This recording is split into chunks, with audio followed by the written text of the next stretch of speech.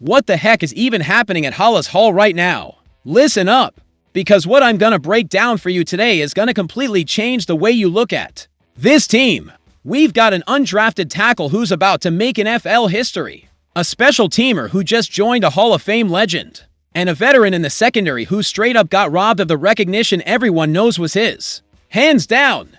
You really think any of this is by accident? You think Ryan Poles and Ben Johnson don't know exactly what they're building here in Chicago? Here's what I'll tell you. What's happening with this squad right now is not luck. It's vision. It's hard work. And it's the kind of winning culture this city's been starving for years. And if you miss even a single second of this video, you're not gonna get why the Bears are on the verge of shaking up the entire NFC. Smash that like button now if you're ready for the real story on your squad. And stick around, because the third headline's gonna have your jaw on the floor.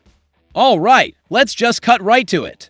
Because this is huge. Theo Benedet, an undrafted tackle, is about to become something you basically never see in the modern NFL. And when I say never, I mean it. Let me paint the picture from what went down last Sunday against the Raiders. Benedet starts off at right tackle because Darnell Wright's out with that elbow injury. But then, mid-game, the coaches decide to sit Braxton Jones at left tackle, shift Ozzy Trapilo over to the right, and tell Benedet, hey, you're on the left side now, and not against just anybody, either against Max Crosby, one of the nastiest edge rushers in the entire league.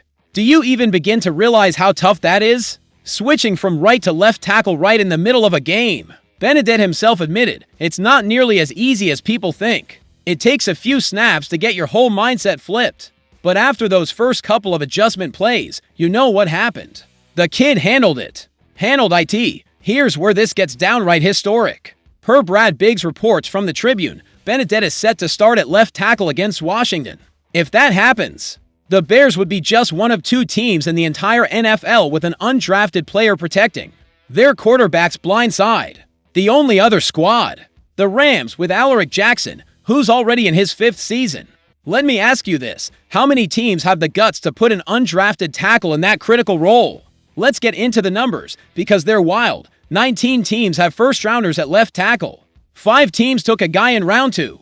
To more in round 3. Only 6 teams in the whole league have left tackles who weren't picked on day 1 or 2 of the draft, and you know what that tells me. It tells me Ben Johnson and this coaching staff see something special in Benedet. It tells me all this prep work they put him through, throwing him around at different spots at practice sometimes without notice. Like he said himself, that's paying off. It tells me we've got a front office that isn't scared to develop dudes, instead of just blowing all their top picks. But here's what really gets me fired up. Benedet talked about facing Max Crosby. He definitely exposes some weaknesses that maybe aren't usually exposed. Some of the stuff in play action with him that I maybe got away with against other guys didn't fly against him. That's maturity.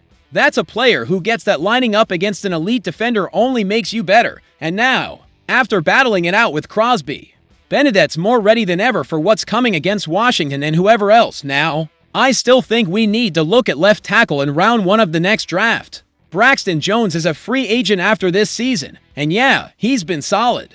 But there are only for other teams in the league with starting left tackles who were drafted later than him in the 5th round.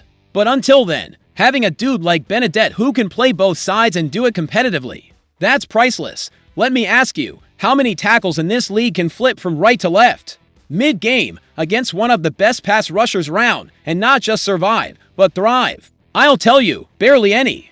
And the fact that we have a guy who wasn't even drafted for that shows you what kind of culture and player development they're building here. This story's got me excited not just for this Sunday, but for what it means for this O-line going forward. You ready for what's coming?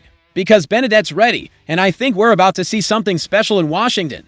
But if you thought that was wild, just wait till you hear what another undrafted guy just pulled off. Now this is what I've been dying to tell you. Josh Blackwell just took home the NFC Special Teams Player of the Week award.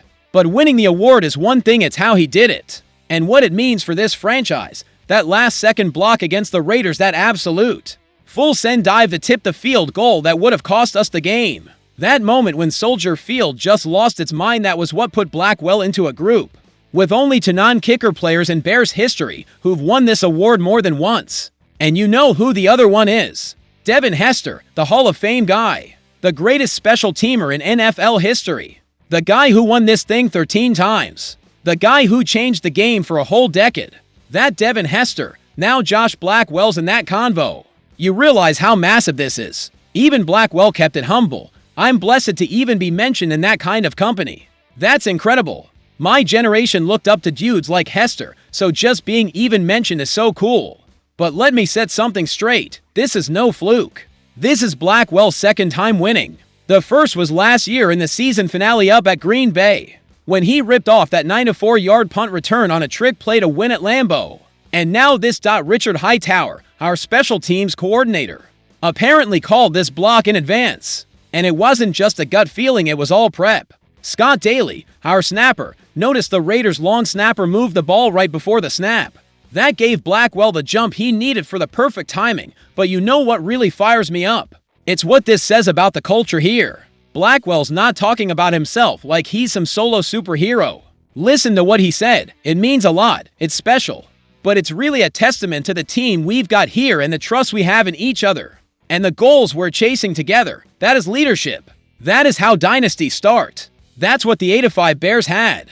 That's what we need to get back to the top.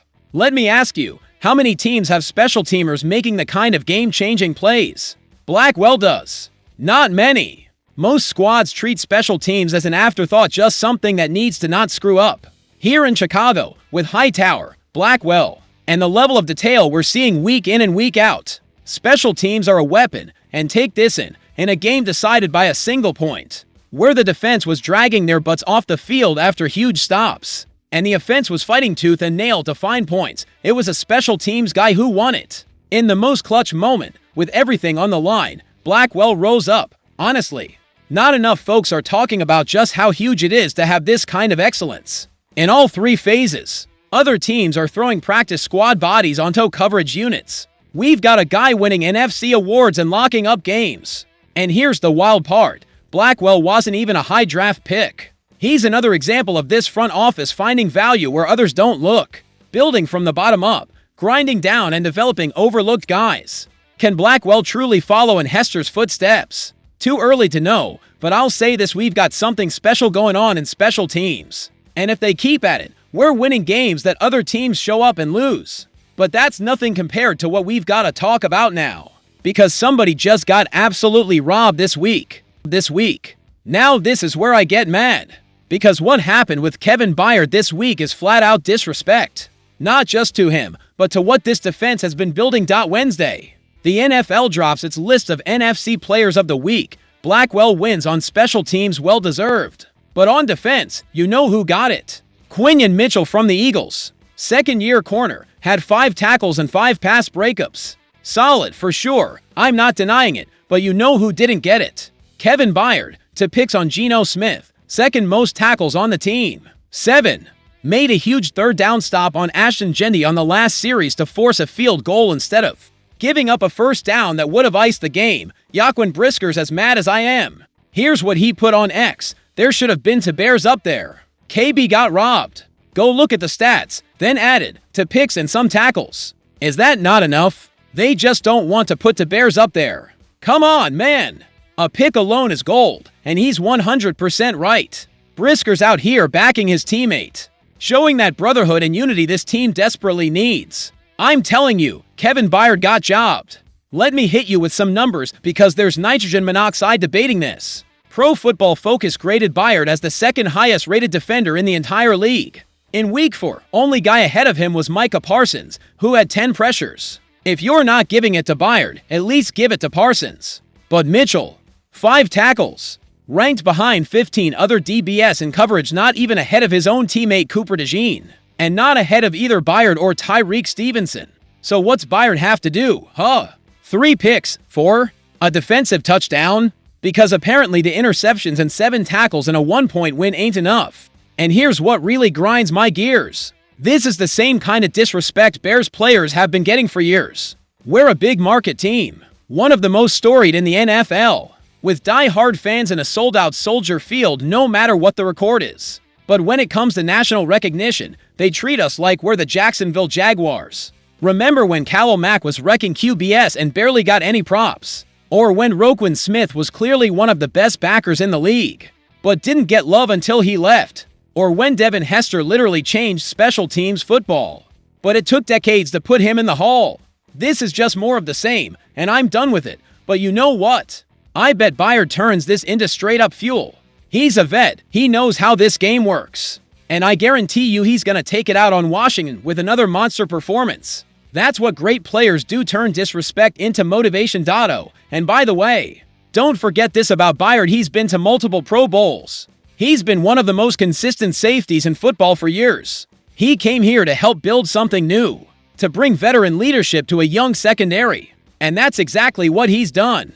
That third quarter pick that totally flipped the momentum against the Raiders. That's experience. That's prep.